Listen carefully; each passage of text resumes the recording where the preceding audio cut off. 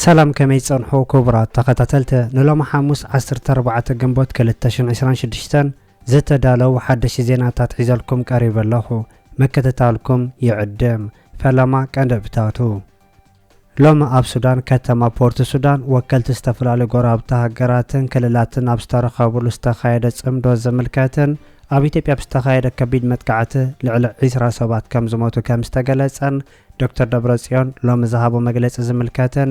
ኢራን ንኤምሬትን ኢራቅን ትድብድብ ከም ዘላ ከም ዝተገለጸን ኣብ ቤጂንግ ኣመንጎ ፕሬዝዳንት ኣሜሪካ ዶናልድ ትራምፕን ፕሬዝዳንት ቻይና ጂ ጂንፒንግ ዝተኻየደ ዘተ ዝምልከትን ዝብሉን ካልእን ዝሕብር ዝርዝር ዜናታት ሒዝናልኩም ቀሪብና ኣለና ንቻናልና ሰብስክራይብ ብምግባር ክሳብ መወዳእታ ክትከታተሉና ብኽብሪ ንዕድመኩም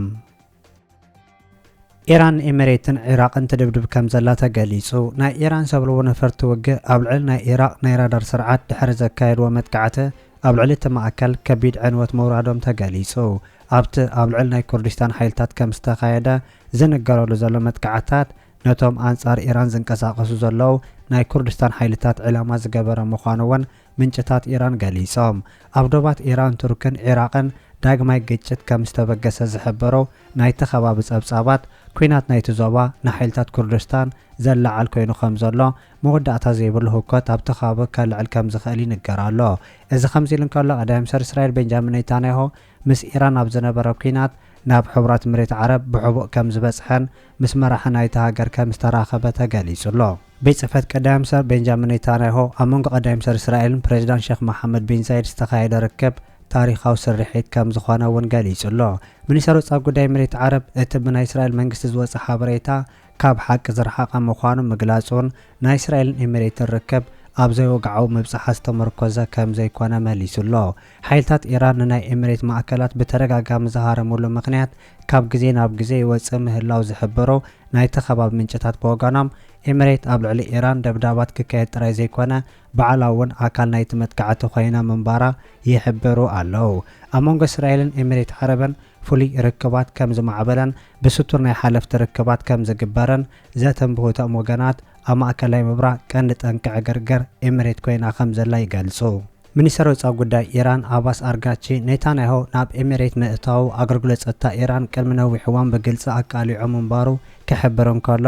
ኤምሬት ዝፈጸመቶ ሕቡእ ሽርክነት የቕረዘ ይበሃሎ ምዃኑ እውን ጠቒሱ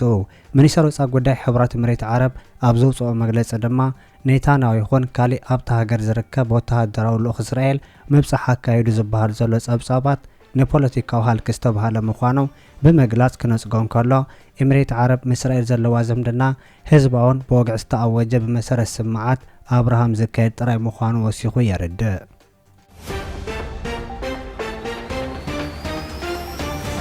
ዝምድና ኣሜሪካን ቻይናን ኣብ ዓለም ዝዓበየ ኣገዳስነት ዘለዎ ክብል ፕሬዝዳንት ቻይና ጂ ጂንፒንግ ተዛሪቡ መራሕቲ ቻይናን ኣሜሪካን ብዛዕባ ኣብ መንጎ ክልቲአን ሃገራት ዘሎ ንግዳዊ ምሰሓብ ጉዳይ ቅልውላው ፈጢሩ ዘሎ ቀረብ ነዳድን ኢራንን ከም ተዘራረቡ ዋይት ሃውስ ሓቢሩ ኣብ ቤጂንግ ዝርከብ ዶናልድ ትራምፕ ምስ ቻይናዊ መዝኑ ጂ ጂንፒንግ ኣብ ዘካየዶ ዘተ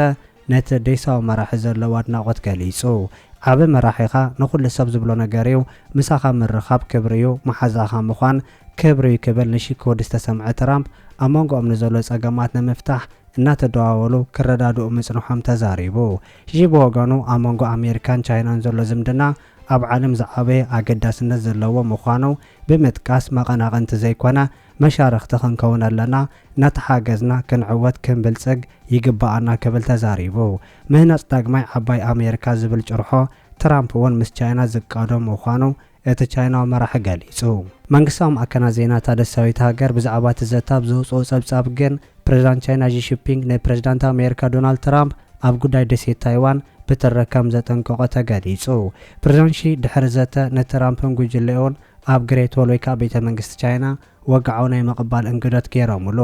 እቲ ድሕሪ 2017 ንፈለማ እዋን ናብ ቤጂንግ ዝበጽሕ ዘሎ ኣሜሪካዊ ፕሬዝዳንት ብወገኑ ሺ ናብ ኣሜሪካ ምብጻሕ ከካይድ ዕድመ ኣቕሪቡሉ ኣሎ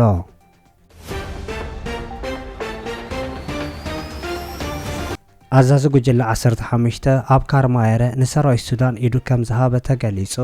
ምስ ናይ RSF ሓይልታት ተሰሊፉ ኣብ ልዕሊ ሰራዊት ሱዳን መጥቃዕታት ከብጽሕ ናይ ጸንሐ ጉጅለ 15 መራሒ ምዃኑ ዝነገረሉ ኣብ ካርማየረ ንሰራዊት ሱዳን ኢዱ ከም ዝሃበ ተገሊጹ እቲ ኣዛዚ ኣብ ከባቢ ዶብ ንዝርከብ ሓይልታት ሱዳን ኢዱ ክህብ እንከሎ ምስ ልዕሊ 80 ዕጡቓት ተኣዘዝቱ ምንባሩ እውን ብተወሳኺ ተገሊጹሎ ካብ ግዜ ናብ ግዜ ኣዘዝቲ ሰራዊት RSF ናብ ሰራዊት ሱዳን ኢዶም ይህቡ ከም ዘለውን እቲ ተርእዮታት ምድኻም ሓይልታት RSF ዘንጸባርቕ ምዃኑ እውን ናይ ሱዳን ሚድያታት ይገልጹ ቀንዲ ደጋፊትን ዓጣቒትን RSF ዝኾነት ኤሚሬት ዓረብ ኣብ ዝኸበደ ፖለቲካውን ወተሃደራውን ውፅእ ተሸሚማ ከም ዘላን ኣብ ኩናት ኤራ መዋፅእ ክትረከብ ትቃለስ ከም ዘላ ዝሕብሩ ምንጭታት እቲ ሃገር ኣብዚ ግዜ ናይ RSF ሓይለ ክትገደስ ከም ዘይትኽእል ይገልጹ ብናይ ኢትዮጵያ ውክልና ትሰርሕ ከም ዘላ ዝነገረላ ኤሚሬት በአሜሪካን ካልኦት ሓያላን ሃገራት ዝግበረላ ጸቕጢ እውን ኣብ ሱዳን ዝርከብ ኩነታት ተገዳስነት ከተጉድል ገይርዋ ከም ዘሎ እውን ይነገር ኣሎ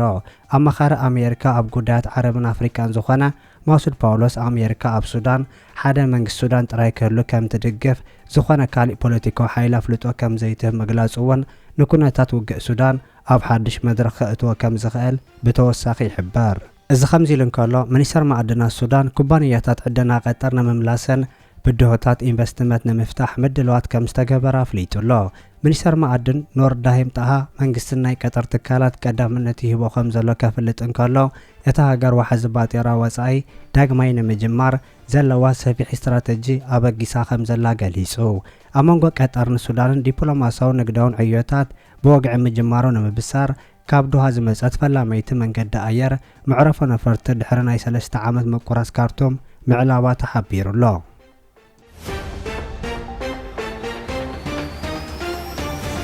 ኣብ ኢትዮጵያ ብዝተፈጸመ ከቢድ መጥቃዕቲ ልዕሊ 20 ሰባት ከም ዝሞቱ ተገሊጹ ኣብ ኢትዮጵያ ካብ ኣሶሳ ናብ ገልገል በለስ ኣብ ልዕሊ ዝጓዓዛ ዝነበራ ክልተ ኣውቶቡሳት ድሕሪ ዝተኻየደ መጥቃዕቲ 20 ሰባት ከም ዝሞቱ ተሓቢሩ ኣብ ልዕሊተን ህዝቢ ዘመላልሳ ዝነበራ ኣውቶቡሳት ዝተኻየደ መጥቃዕቲ ኣሰቃቂ ምዃኑን ብዘይካቶም ዝሞቱ 20 ካልኦት 30 እውን ኣደዳ መቕሰልቲ ኮይኖም ከም ዘለው ተገሊጹ ናይቲ መጥቃዕቲ ሓላፍነት ዝወሰደ ኣካል እኳ እንተዘየለ እቶም ዕጡቓት ሓይልታት ነቲ መጥቃዕቲ ዝፈጸሙ ውፅኢት ሕጊ ኣልቦነት ጥራይ ክኸውን ከም ዝኽእል ሚድያታት ይገልጹ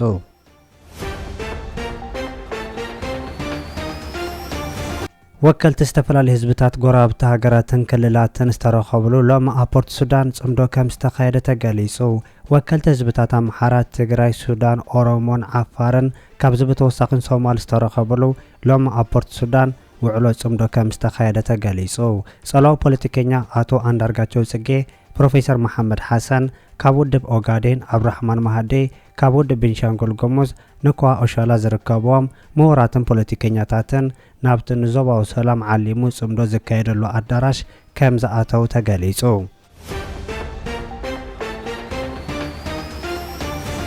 ዝተቆረሰት ትግራይ ኣብ ሃገራዊ ምርጫ ክትሳተፍ ኣይትኽእልን ክብል ዶክተር ደብረጽዮን ተዛሪቡ ኣብዚ እዋን እዚ ትግራይ ኣብ ሃገራዊ ምርጫ ኢትዮጵያ ክትሳተፍ ከም ዘይትኽእል ኣብታ ክልል ስልጣን ከም ዝሓዘ ዝኣወጀ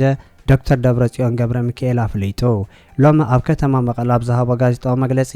ልዕሊ 45 ሚእታዊት ከባቢታት ትኽልል ኣብ ትሕቲ ወራር ከም ዘሎ ብምግላጽ ዝተቆረሰት ትግራይ ዘላ ክብል ተዛሪቡ ብሚሊዮን ዝቁጸር ህዝብና ኣብ ቦትኡ የለን ወይ ተሰዲዱ ዘሎ ወይ ተመዛቢሉ እዚ ጥራይ ዘይኮነ ሕጂ እውን ኣብ ናይ ህልውና ሓደጋ እዩ ዘሎ ምርጫ ክነጥፍአኩም ኢና እናተባህለ ይክየደን እቲ ሓደጋ ንቐዳም ክእለ ኣለዎ ምርግጋእ ሰላም የድልዩ ኢሉ እዚ ከምዚ ኢሉ እንከሎ ኣብ ኢትዮጵያ ዝረአ ዘሎ ፖለቲካውን ጸጥታዊ ምዕባለታት ንመላእ ዞባ ቀርኒ ኣፍሪካ ወሳኒ ጽልዋታት ክህልዎ ከም ዝኽእል ይግለጽ ኣሎ ኣብዚ እዋን እዚ ኣብ መንጎ ህዝባዊ ወያነ ሓርነት ትግራይ ህወሓትን ጊዜያዊ ምምሕዳር ክልል ትግራይ ተፈጢሩ ዘሎ ቅልውላው ንመጻኢ ርክብ ማእከላዊ መንግስትን ክልላዊ ምምሕዳርን ዝጸልዩ ዓሚቕ ሳዕቤናት ከም ዘለዎ ተንተንቲ ይገልጹ ኣለዉ እዚ ከምዚ ኢሉ እንከሎ መንግስቲ ኢትዮጵያ ክሳብ ሕጂ ንውሳነ ህወሓት ወይ ከዓ ንስልጣን ምቁፅጻር ዶክተር ደብረጽዮን ዝኾነ ዝበሎ ነገር ከም ዘየለ ዝተገለጸ ኮይኑ መንግስቲ ኢትዮጵያ ንስጉምቲ ህወሓት ዝኾነን መግለጺ ክሳብ ሕጂ እኳ እንተዘየውፅአ ካብ መግለጺ ሓሊፉ እንታይ ስጉምቲ ክወስድ ዝብል ንብዙሓት የዘራርብ ከም ዘሎ ተገሊጹ ዝኾነ ይኹን ግን ትግራይ ከም ሓንቲ ክልላዊ ግዝኣት ኢትዮጵያ ዜጋታታ ድማ ከም ኢትዮጵያውያን ምስታ ዓባይ ኢትዮጵያ ዘራኽቦም ብፍላይ ብማሕበራዊ ቁጠባዊ መዳይ ብዙሕ ብምዃኑ ብዝኾነ መንገዲ ዝኩነታት መዕለበ ክረክብ ዘለዎ ጉዳይ ምዃኑ ሕጂ ዝወፅእ ዘሎ ናይ ተንተንቲ ጸብጻባት ይገልጽ ኣሎ መንግስቲ ፌደራል ነዚ ኩነታት ንምቕያር ወይ ንምቕልባስ ክገብሮ ካብ ዝኽእል ነገራት ክብል መደበር ዜና ቢቢሲ ሒዝዎ ዘውፅእ ጸብጻብ ሰለስተ ቀንዲ ዓበይቲ ስጉምታት ኣብ ቅድሚኡ ከም ዘለዉ ዝገለጸ ኮይኑ ቀዳማይ ሓደ ነቲ ትግራይ ካብ ማእከላይ መንግስቲ ኢትዮጵያ ተረኽቦ መሰላትን ቀረባትን ሰዓት ነዳዲ መድሃኒት ገንዘብ ብምሉእ ወይ ብኸፊል ምዕጻው ነታ ክልል መንበርካኽ ካልኣይ ናይ ሓይሊ ስጉምቲ ኮይኑ ክሳብ ብኩናት ዝኸይድ ሰራዊት ፌደራል ደፊኡ ናብታ ክልል ከም ዝኣቱ ጌርካ ቁፅፅር መንግስቲ ምጽናዕ ሳልሳይ ምስቲ ሓይሉ ኣብ ትግራይ ዘድል ዘሎ ሕወሓት ዘተ ምክያድ ዝብል እዩ ጥልመቱን በዚሕና ክድዓት በዚሕና ናይ መራርሓ ብፍላይ ለዚ መፀ ዝኸድዕ ዝጠልም ኣሳጢሑ ዝኸይድ ህዝቢ ትግራይ ኮይኑ ሕዝነት ተኣከብ እያ ኣብ ውራይ ህዝቢ ትግራይ ንእከብ ብዝሓለፈ እናረገምና ብዝሓለፈ እናወቕስና እውን ነምፆ ፍታሑን የለን ክንመሃረሉ እንተዘይኮይኑ ማለት ካብኡ ተማሂርና ኸ ፀገማትና መፍታሕ ልዕሊ ኩሉ ህልውና እንድሕነትን እያ ሕዚ እውን ናይ ትግራይ ጀነና እዚኣ ህዝብና ሓራ ዘየውፀ ሓራ ክውፅእ ተመዛበልትና እውን ክምነልስ ዕፅዋን ክባን እውን ክነቃልል ተረጊፅና ክሳድና ነብር ይንኽእልን ታዘርገፀትና ንሪኢ ኣለና ሰላምን ፀጥታን እውን ኣሎ ሕግን ስርዓትን እውን ገና እዩ ብዙሕ ድብርኽራኽ ዝበለ ነገራት ኣሎ በብደረጅኡን ክንፈትሖ ኢና ውሽጣዊ ዓቕምና ንምጥንኻር እውን ናይ ኩላ መፍትሒ እውን ውሽጣዊ ዓቕምካ ምጥንኻር እያ ብዘለካ ሓደ ፖለቲካሊ ኣብቲ ዘለናዮም ፀገማት ምርዳእ ይሄን ምን ኢልካ እውን ሓድነትካ ምጥንኻር ሓድነት ዓብዪ መሳርሒ ብፍላይ ናይ ትግራይ ማለት ሓድነት ጢምና እንተሰሪሕና ያው ከምቲ ንኩሉ ሻዕኑ ዘይንወፆ ነገር የለን ርኢና ኢና ኩልኻ ህዝብካ ሒዝካ እያ ትሰርሕ ንኩላ ህዝብና ሒዝና ማእኸልና ህዝብና እዩ ምስ ህዝብና ኢና ቀሪብና ክንሰርሕ ዘለና ንሱ ጎኒ ቀሚጥካ ዝበሃል ናይ ጥፋኣት መንገዲ እሱ ሒዝና ህዝብና ኢና ሓድነትና ንምፃእ እውን ህዝብና ሒዝና ኢና ኢኮኖሚያዊ ፀገምና እውን ከበድቲ እዮም ብረድኤት ኣይኮንናን ክንፈትሖ እዚ ረድኤት የድልዮን ኣይኮነን ሓገዝ የድልዮን ኣይኮነን ብዓርሲ ምርኩሳ እያ ሸየጥ ኣቢልና ንሰርሕ ኣለና ኣብ ዝኾነ ይኹን ኩነታት ማለት እዩ ስለዚ በዓልና ንባዕልና ፀገምና ክንፈትሕ ክነቃልል ክንሽከሞ ኣለና ሰራዊትና እውን ብኩሉ መዳይ እውን ክነጠናኽሮ ኣለና ዓቕምና እዩ ካብቶም ወሰንቲ ዓቕምታትና እዩ ብኩሉ ተጎዲ እዩ እንደይ ፀገም በፅሒዎ እዩ እንደይ ተበዲሉ እዩ ካብ መናወሩ ማለት ምግዳል ዘልዮ መናወሩ ጀሚሩ ፀገም ኣለዎ ብኩሉ መዳይ ከነሕይሎ ማለት ጠንካራ ሰራዊት ሒዝካ እያ ታትድለ ዘላ መፍትሕታት እውን ትመፅእ ታድርድር እውን ትመፅእ ታኻሊእ እውን ትመፅእ ሰራዊት ሒዝካ እያ ካብ ሰራዊት ወፃእ ብልመና ብጠልዕ ጉንብስ 20 ወረቐት ብምፅሓፍ ኣይኮነትን ሰራዊትካ ሒዝካ ናብ ሰላም ሰራዊትካ ሒዝካ ናብ ዘተ ንኩሉ ነገር ድሉ ምዃን እያ ሰራዊት እዚ ዝኽፈል ዋጋ ከፊሉ እዩ ኣብዚ ኣብፅሒና ናብ መናወሩ ናይ ምግዳል መናወሩ ፀገም ኣሎ ይፍለጥ እዩ ሕድሪ ስውኣት ተሸኪሙ እዩ ሕዝቡ ዝኒሄ ልኡ ከለኒ ኢሉ እዩ መንግስቲ ንተጋድልኡ ክብሪ ይህብ ንዝከፈሉ መስዋዕትነት እውን ክብሪ ይህብ